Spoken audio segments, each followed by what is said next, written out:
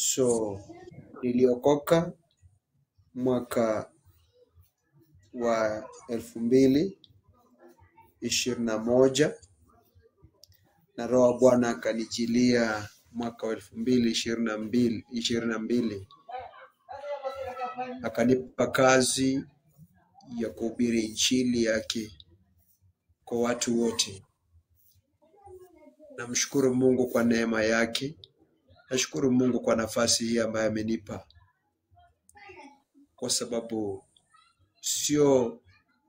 mimi sikuwa na tarajia ya kwamba siku moja nitakuwa mtumishi. Sikuwa na hiyo mawazo, lakini kumbe wakati wa Mungu ukifika ni wakati wa Mungu.